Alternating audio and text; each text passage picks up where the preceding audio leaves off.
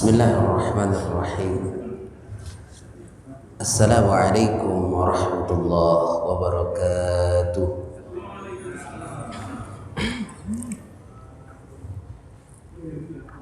Alhamdulillahilladzi ja'alana minal i'timadi wal i'tisami bihablillahil matin.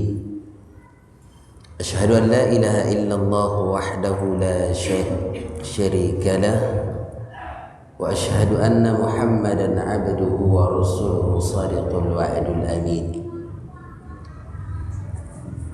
Allahumma salli wa sallim ala Muhammadin khataman nabiyyin wal mursalin. Allahumma salli wa sallim ala Muhammadin fil awwalin wal akhirin. Salli wa sallim ala Muhammadin fil mala'il a'la ila yaumiddin. Bersyukur atas segala karunia yang Allah telah berikan kepada kita. Bersalawat dan salam kepada Rasulullah Muhammad sallallahu alaihi wasallam.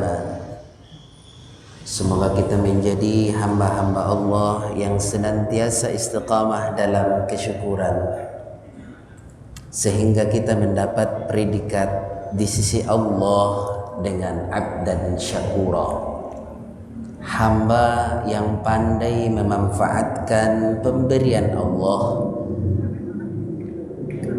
hanya untuk mendekatkan diri kepada Allah Subhanahu wa taala. Dan semoga kita menjadi umat Rasulullah sallallahu alaihi wasallam yang istiqamah dengan sunnah beliau dalam kehidupan, dan insyaallah semoga kita diakui nanti sebagai umatnya di padang mahsyar. Bapak yang dimuliakan Allah, seperti biasa seyogianya yang mengisi tausiah pada hari ini adalah Ustaz Hilmi Imami. Beliau berhalangan hadir dan saya akan menggantikan beliau dalam posisi untuk membadal ya. Maka pada kesempatan kali ini kita diskusi saja insyaallah ya terkait dengan sirah ya. Kalau yang saya bawakan ini adalah sirah sahabi ya, perjalanan sahabat Rasulullah sallallahu alaihi wasallam.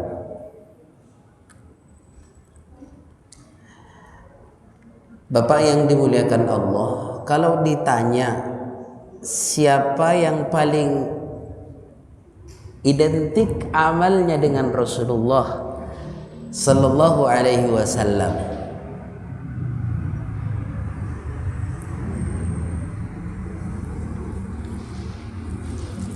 yang paling pas pengamalannya secara Islam dalam syariat Islam sebagaimana yang diajarkan oleh Rasul setelah wafatnya Rasul, yang paling identik pengamalannya dengan Islam adalah siapa? Para sahabat. Ya? Tuh. Jadi sumber ilmu, sumber pengetahuan kita tentang Islam selain daripada Rasulullah Muhammad sallallahu alaihi wasallam, maka yang kedua adalah para sahabat Rasulullah sallallahu alaihi ajma'in. Maka kali ini insyaallah karena dengan ustadz aslinya membahas tentang sirah an-nabawiyah, maka untuk kali ini kita akan membahas sahabat Rasulullah Muhammad sallallahu alaihi wasallam. Nah, kali ini kita akan membahas ataupun mendengarkan kisah sahabat Nabi Abu Hurairah. Ya, Abu Hurairah. Dalam sejarahnya Abu Hurairah masuk Islam itu di tahun ke-7 daripada Hijriah. Jadi 7 tahun Rasulullah mengembangkan Islam di Madinah, barulah Abu Hurairah memeluk Islam. Maka dia berperanggapan, sayang sekalilah kalaulah dari awal saya mendengar Muhammad itu orangnya yang ini nih, yang ditunjuknya Pak Rasulullah, maka dari awal saya akan masuk Islam. Jadi nyesal dia karena tahun ke-7 baru memeluk Islam, bersyahadat. Nah, maka untuk menggantikan itu, maka Abu Hurairah sendiri memutuskan untuk selalu bersama Rasulullah Muhammad sallallahu alaihi wasallam. Maka kalau ditanya sahabat yang paling dekat dengan Nabi, salah satunya adalah Abu Hurairah. Nah, sekarang kita mau coba, mungkin ini sudah pernah dikisahkan oleh para ustadz-ustadz kita barangkali ya. Nah, ini kalau yang bisa jawab boleh dapat hadiah nih. Ya, dapat hadiah. Siapa sih nama Abu Hurairah? Aslinya siapa, Pak? Ya. Sebelum diganti oleh Rasulullah. Sebelum diganti. Kalau Abdurrahman itu setelah itu Rasulullah kasih nama dia. Pas ketika di Madinah ketemu Abu Hurairah dengan Rasulullah dan dia mengikrarkan syahadatain. Setelah itu ditanya, siapa namamu? Masmuk. Dijawabnya ini adalah ya ini nama jahiliyahnya lah, kira-kira gitu ya. Nama jahiliyahnya ya, namanya Abdus Syamsi. Nah, dibilang sama Rasulullah Abdus Syamsi, ya, Abdus Syamsi, yaitu penyembah atau hambanya matahari. Aslinya nama dia seperti itu yang dia ucapkan kepada Rasulullah. Langsung Rasulullah sallallahu alaihi wasallam ganti namanya. Jangan Abdus Syamsi, tapi bikin Abdurrahman. Ya. Bi abi wa anta wa ummi ismi Abdurrahman. Demi bapakku dan ibuku, namaku adalah Abdurrahman, kata Abu Hurairah di hadapan Rasulullah Muhammad sallallahu alaihi wasallam. Ya. Jadi Abdurrahman kalau nama panjangnya ada yang bisa? Tadi udah agak Ad-Dausi. Ya, Abdurrahman bin Sakhra Ad-Dausi. Itu Ad-Dausi itu adalah qabilah. Nanti di dalam ceritanya itu setelah Abu Hurairah masuk Islam, kemudian datang beberapa utusan dari kelompok Ad-Dausi, kemudian berbicara dengan Abu Hurairah dan dia arahkan bahwa Rasul yang paling mulia yang ada saat itu adalah Muhammad. Kemudian dia berbicara dengan kaumnya, kemudian pulanglah beberapa utusan ini yang dari Ad-Dausi bertemu dengan pemimpin-pemimpin Ad-Dausi pada saat itu. Kemudian datang 30 orang masuk Islam kepada Rasulullah sallallahu alaihi wasallam. Nah, gitu ceritanya. Jadi apa yang dicontohkan, yang diucapkan oleh para sahabat, dan inilah cikal bakal yang kita kenal dengan haditsun nabawiyah. Ya, yang kita kenal dengan haditsun nabawiyah. Nah, kembali kepada Abu Hurairah. Nah, pertanyaannya, kenapa dia digelar atau dijulukin dengan Abu Hurairah?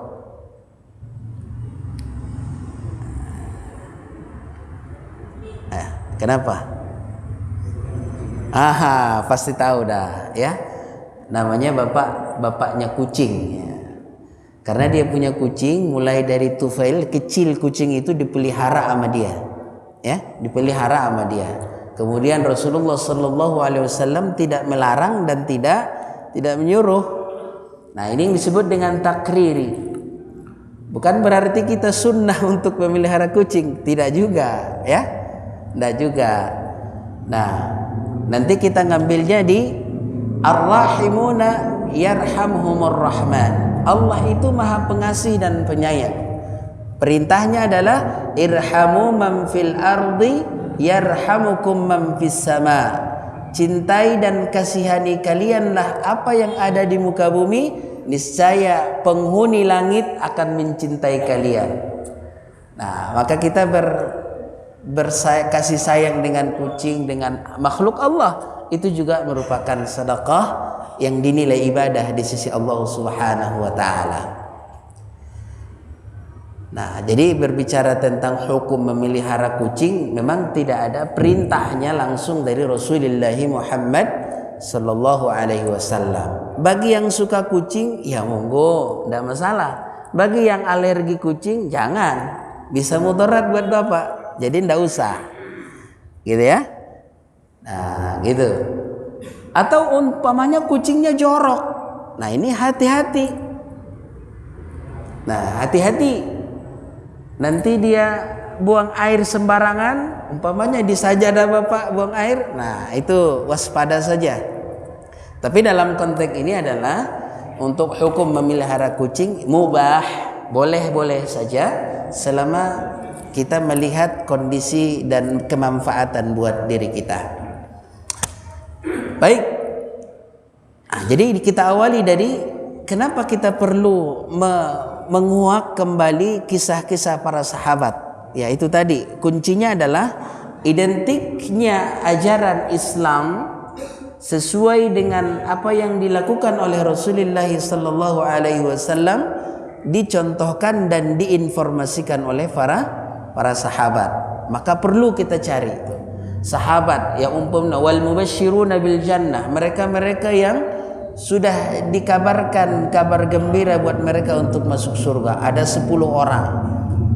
Nah, itu ya. Nanti boleh kita cari bagaimana background mereka, bagaimana mereka bermuamalah dengan Rasulullah Muhammad sallallahu alaihi wasallam. Bapak yang dimuliakan Allah, Abu Hurairah karena dia sudah azamkan untuk tinggal dan bersahabat dengan Nabi dan tidak mau melepaskan Rasulullah Muhammad sallallahu alaihi wasallam, maka kita kenal di dalam riwayat hadis itu atau sanad hadis itu banyak sekali an Abi Hurairah, ya, an Abi Hurairah radhiyallahu anhu, itu banyak sekali, ya. Karena kenapa? Karena Abu Hurairah radhiyallahu anhu selalu berserta Rasulullah Muhammad sallallahu alaihi wasallam, ya. Pada satu saat Rasulullah sallallahu alaihi wasallam berada di masjid, nah, ya. Kemudian Abu Hurairah masuk ke pasar yang ada di Madinah. Kemudian dia berhenti di tengah pasar ketika kesibukan orang berjualan. Ya. Lalu beliau mengatakan, "Oi, kalian berjualan di sini sementara Rasulullah sallallahu alaihi wasallam membagi-bagi warisan di masjid." Kata Abu Hurairah. Orang pasar kaget. Ya kan? Kaget mereka. Wah, Rasulullah bagi-bagi warisan, ya gitu ya. Kemudian para pedagang ini meninggalkan pedagangannya di pasar, langsung menyerbu masjid. Sampai di masjid, para pedagang ini melihat ada yang baca Quran, ada yang lagi sholat, Rasulullah sendiri juga ada di situ berzikir. Dan para sahabat di sekitar Rasulullah lagi di dalam masjid mudzakarah, membahas tentang hukum-hukum. Maka pedagang ini kembali lagi ke pasar. Gimana nih? Kata antum kira-kira bahasa kitanya gitu ya. Kata antum nih Rasulullah bagi-bagi warisan ini di masjid. Kami menemui mereka itu lagi mudzakarah, membicarakan tentang halal dan haram. Ada yang baca Quran, ada yang berzikir, munajat kepada Allah Subhanahu wa taala. Nah, kata Abu Hurairah, itulah warisan yang sebenarnya. Nah, dari cerita ini Bapak yang dimuliakan Allah, Abu Hurairah ini identik dengan orang yang tidak haus akan ilmu dari Rasulullah Muhammad sallallahu alaihi wasallam.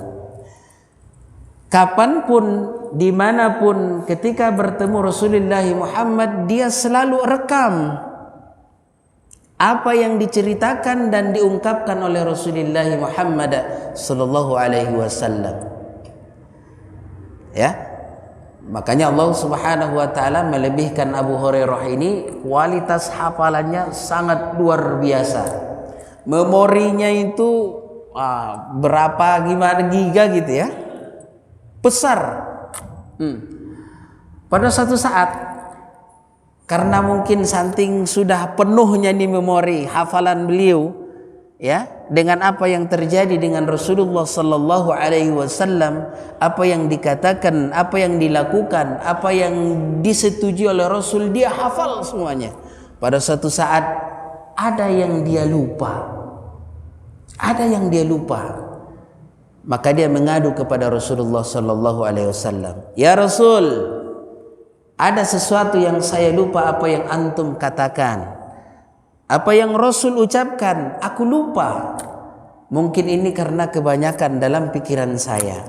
Maka Rasulullah sallallahu alaihi wasallam memanggil Abu Hurairah. "Ta'al ya Abu Hurairah." Nah, kemudian Rasulullah menyuruh untuk membuka baju, ya. Bagian dalam sini, bagian luar sini dibuka. Kemudian dihadapkanlah dadanya Abu Hurairah ke Rasulullah, dan Rasulullah memohon kepada Allah Subhanahu wa taala. Ya. Permohonan Rasulullah ini mustajab, ya, mustajab.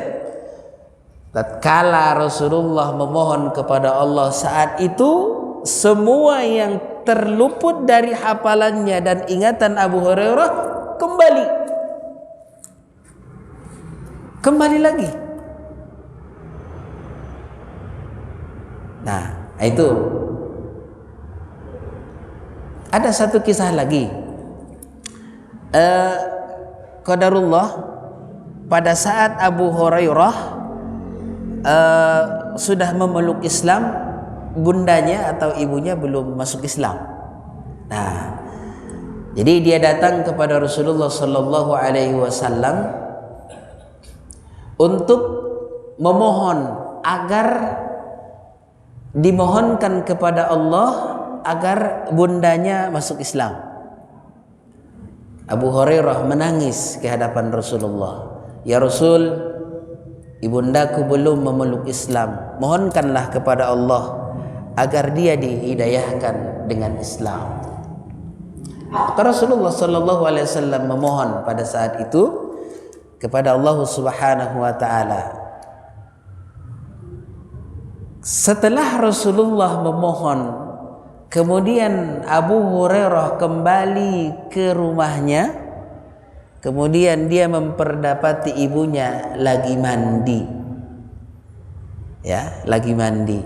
Kemudian setelah dia masuk ke rumah, dia akan melihat siapa sih yang mandi. Kemudian bundanya mengatakan, "Jangan masuk, jangan masuk." Setelah bundanya pakai baju, kemudian dia keluar. "Aku sudah Islam wahai Abu Hurairah." Nah, ya.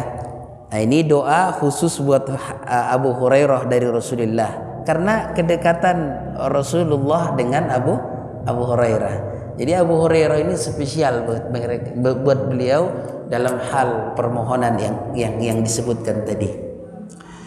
Setelah dia mengetahui bundanya sudah masuk Islam, kemudian dia datang lagi kepada Rasul Muhammad sallallahu alaihi wasallam mengadukan hal yang terjadi dengan bundanya dengan keadaan menangis. Ya, datang pertama ke Rasulullah untuk memohonkan agar bundanya masuk Islam dengan kondisi menangis. Setelah dia tahu bundanya masuk Islam, kemudian dia mengajukan kepada Rasulullah dengan kondisi menangis. Menangisnya bahagia. Yang pertama menangisnya karena bundanya belum masuk Islam. Menangis yang kedua tangisan bahagia karena bundanya sudah masuk Islam. Ini kekhususan daripada Abu Hurairah radhiyallahu anhu. Di dalam kisah itu disebutkan hubbu Abu Hurairah tadi Nabi sallallahu alaihi wasallam, cintanya Abu Hurairah kepada Rasulullah sallallahu alaihi wasallam khalata lahmahu wa damahu, sudah bercampur di dalam daging dan darahnya. Kalau bahasa kita itu cintanya sudah mendarah daging. Gitulah kira-kira ya. Cintanya sudah mendarah daging kepada Rasulullah Muhammad sallallahu alaihi wasallam. Bapak yang dimuliakan Allah, dari perjalanan Abu Hurairah radhiyallahu anhu dalam bermuamalah dan berhubungan dengan Rasulullah Muhammad sallallahu alaihi wasallam selalu membuahkan sebuah ketetapan syariat Islam. Selalu membuat sebuah hukum dalam Islam.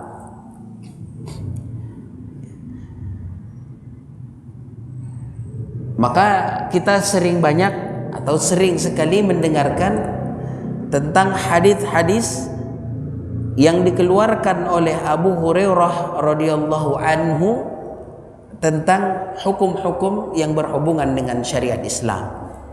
Salah satunya, Bapak yang dimuliakan Allah, kita dapat lihat di dalam hadis yang diriwayatkan oleh Imam At-Tirmizi, ya. Kemudian hadis ini hadis hasan. An Abi Hurairah. Nah, ini salah satunya. Jadi kalau Bapak nanti melihat atau mendengar hadis An Abi Hurairah, nah ini orangnya nih ya. Yang kita ceritakan inilah orangnya. Ya, karena dia bersumber asli langsung dari Rasulullah sallallahu alaihi wasallam. Qala, beliau berkata, qala Rasulullah sallallahu alaihi wasallam. Ya, Rasulullah sallallahu alaihi wasallam bersabda, min husnil islami mar'i tarku ma la ya'nihi, sebaik-baik seorang yang Islam itu, sebaik-baik nilai keislaman seseorang itu meninggalkan sesuatu yang tidak bermanfaat untuknya. Nah, ini salah satu hadis yang diutarakan Rasulullah Muhammad sallallahu alaihi wasallam, kemudian dihafalkan oleh Abu Hurairah. Setelah itu Abu Hurairah mengajarkannya kepada para sahabat dan para sahabat yang saat itu bersamanya, sampai sekarang ini ke kita, ya, bersumber dari Abu Hurairah.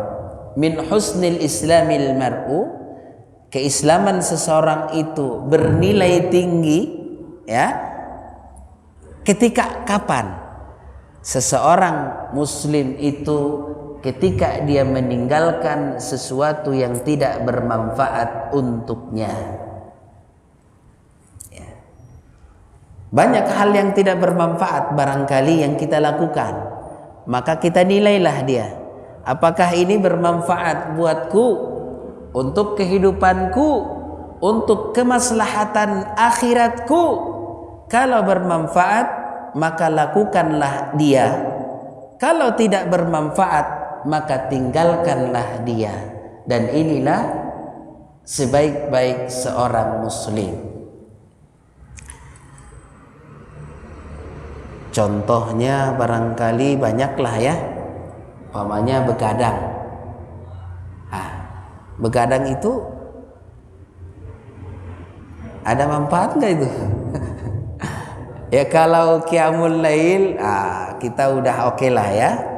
Qiyamul lail, tahajud, begadang sepertiga malam, sesuatu. Nah, jadi kalau ini yang bermanfaat, ya udah kerjakan dengan sebaik-baiknya. Wiridkan dia. Buat satu kebiasaan yang baik dalam diri kita. Tapi kalau tidak bermanfaat, maka jauhkanlah, tinggalkanlah.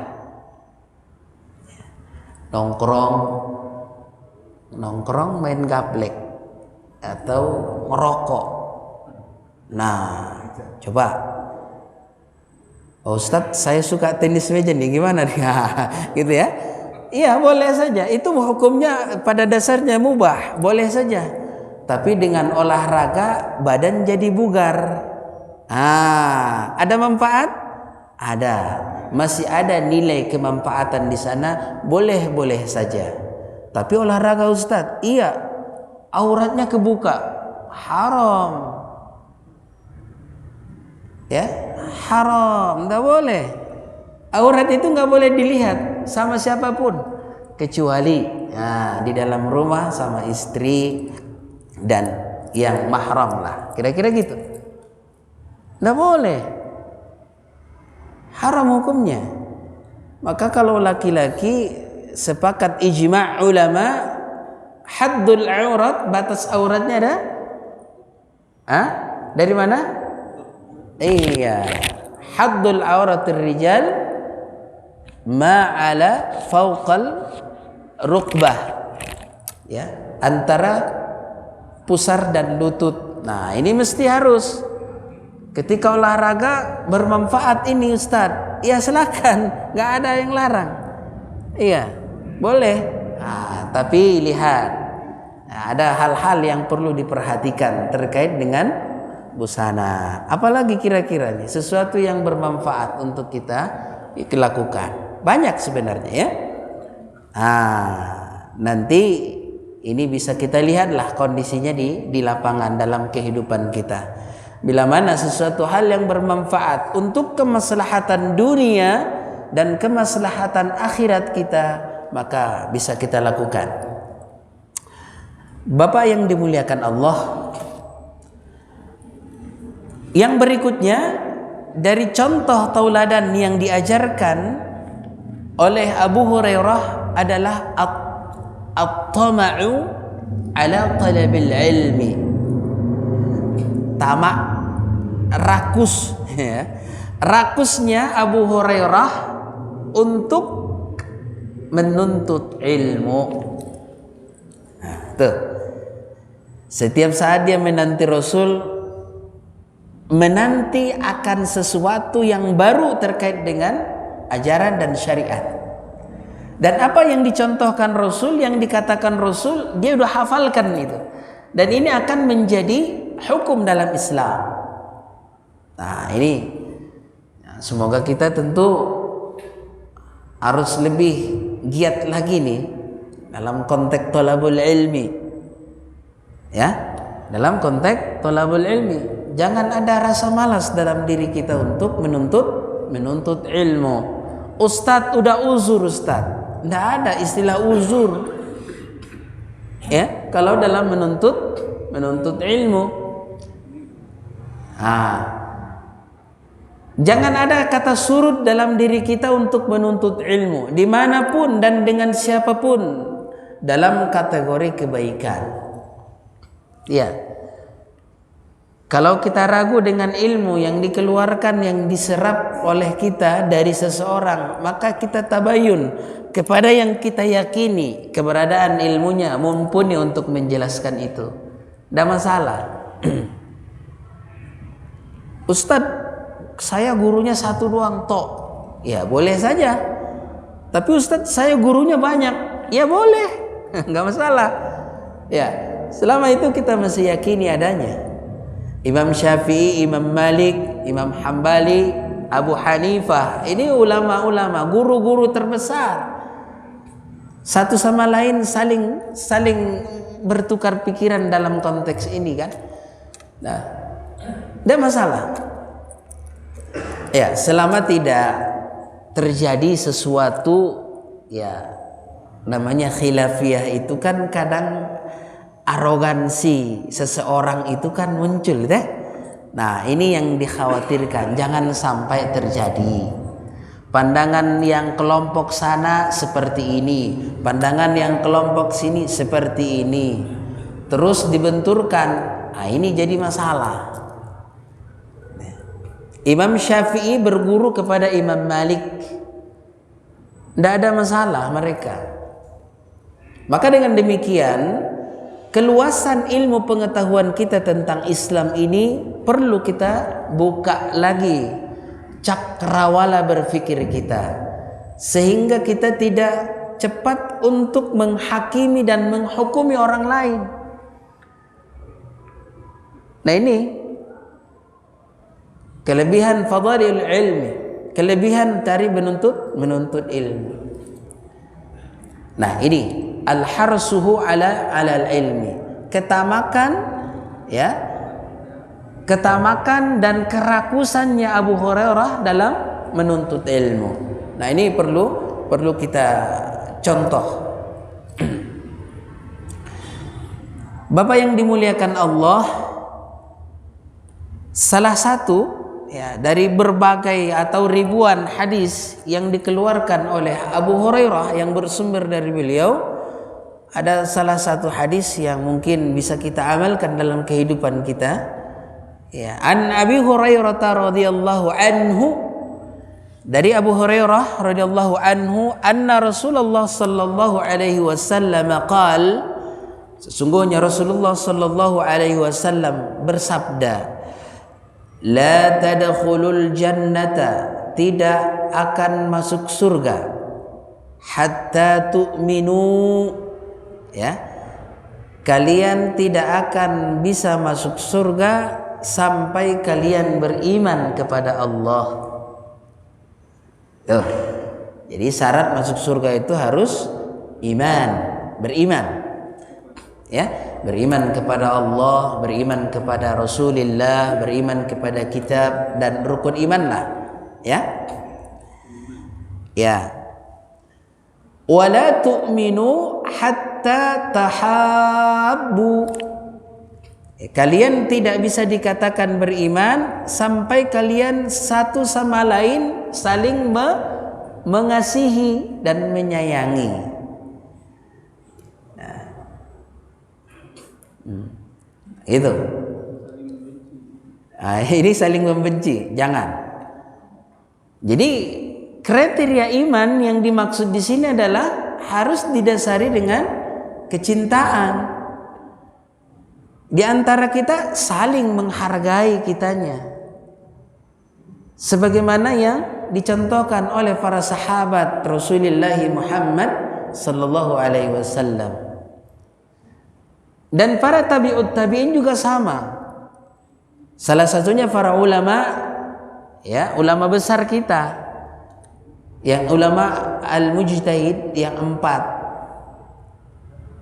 Walaupun sebahagian saling bertemu, walaupun perbedaan pandangan di sana, tidak akan terjadi sesuatu hal yang dibenci ataupun yang melampaui daripada syariat Islam. Mereka saling menghargai. Nah, kita ini yang di bawah ini gimana? Ya, kalau udah beda katanya, waduh, ini udah nggak bisa ketemu nih. Ini jangan sampai terjadi hal ini. Maka dengan demikian landasan kita untuk beramal dan beribadah kepada Allah harus didasari dengan ilmu pengetahuan. Sesuatu hal yang kita lakukan kalau bukan karena dasar cinta kepada Allah, kepada Rasul, kepada kaum muslimin, sesama kaum muslimin, nah, maka ini akan bermasalah. Kalau bukan dilandasi dengan keimanan ataupun kasih sayang. Nah, Rasulullah sallallahu alaihi wasallam mencari solusi atau memberikan solusi. Ala adullukum ala syai'in. Mau enggak aku tunjukkan kepada kalian sesuatu? Fa idza fa'altumuhu tahabbabtum. Kalau kalian lakukan ini, kalian akan saling menyayangi dan mencintai. Nah, itu. Rasulullah menanyakan ini kepada para sahabat. Ya, tidak beriman, kalian tidak akan masuk surga kalau belum beriman. Kalian tidak sempurna imannya kalau belum saling menyayangi di antara kalian. Solusinya apa? Maka Rasulullah Sallallahu Alaihi Wasallam menanyakan, mau enggak aku tunjukkan satu amalan, bila mana kalian lakukan amalan ini, maka di antara kalian pasti saling menyayangi. Jadi akibatnya kalau amalan ini dilakukan dengan rutin, ya, dengan ikhlas karena Allah, karena memang ini perintahnya dari Rasul, dilandasi dengan ilmu pengetahuan, maka amalan ini akan mengkikis semua kebencian yang ada dalam hati kita. Apa itu? Afsyus salam, tebarkan salam. Ini hadisnya dari Abu Hurairah yang berada di samping Rasulullah senantiasa. Nah, kalau dilihat dari keabsahan hadis ini udah hadis sahih. Ya. Afsyus salam kata Rasul. Afsyus salam. Tebarkan salam. Nah, ini. Jangan selamat pagi. Ya. Afsyus salam. Assalamualaikum. Kalau mau yang sempurna, Assalamualaikum warahmatullahi wabarakatuh. Ya, paling minimal Assalamualaikum. Jangan cek bebek ketemu. Ya, kalau ketemu sama saya udah salam lah. Jangan segan. Atau karena dia komandan di lapangan, salam nggak berlaku lagi. Siap dan. Jangan. Nah, ini boleh diusulkan nanti nih. Ya, di militer juga dia harus salam seharusnya kan. Nah, ini ajaran Islam yang saat ini kita lihat di lapangan sangat jauh. Mungkin inilah yang menyebabkan kita tidak akur dalam kehidupan. Istri dengan suami jarang mengucap salam. Antara anak dengan ayah jarang mengucap salam. Ya. Ya. Betul, Pak? Ya, mungkin ini rendah. Sedikit yang bisa kita lakukan dalam hal ini. Kenapa akibatnya mungkin? Sebabnya apa? Sunggan, malu. Janganlah. Dan ini hadis Rasul. Dan ini syariat Islam. Jangan sampai ini mati dalam kehidupan kita. Nah, ya. Jadi mungkin dengan seperti ini mungkin ya, kedepannya bisalah ya kita amalkan salam ini. Nggak usah memandang kondisi dia, jabatan dia apa. Ya, nggak usah memandang itu. Dia muslim, afsyus salam. Nah, ini salah satu fadilah bagi mereka yang memulai salam. Ya. Kadang kan yang memulai ini yang repot ya. Tapi kalau udah dimulai, nah pastilah dia jawab. Nah, kelebihan orang yang memulai salam. Inna awlan nasi billahi man bada'ahum bisalam. Yang paling mulia di sisi Allah di antara kalian orang yang pertama kali memulai salam. Ya, maka para sahabat itu berlomba-lomba mereka itu, ya, untuk mengucap salam kepada Abu Bakar As-Siddiq. Ini nggak pandang umur loh, nggak pandang umur. Kalau mau yang lebih mulia di sisi Allah, awali dengan salam. Ya, nah ini barangkali yang mungkin bisa saya sampaikan. Semoga apa yang termaktub dalam cerita ini tentang Abu Hurairah radhiyallahu anhu semoga bermanfaat buat diri saya dan buat semua kaum muslimin dimanapun berada. Dan apa yang saya sampaikan semoga bisa kita amalkan dalam kehidupan sehari-hari. Billahi taufiq wal hidayah wa ridwana wal inayah. Wassalamualaikum warahmatullahi wabarakatuh.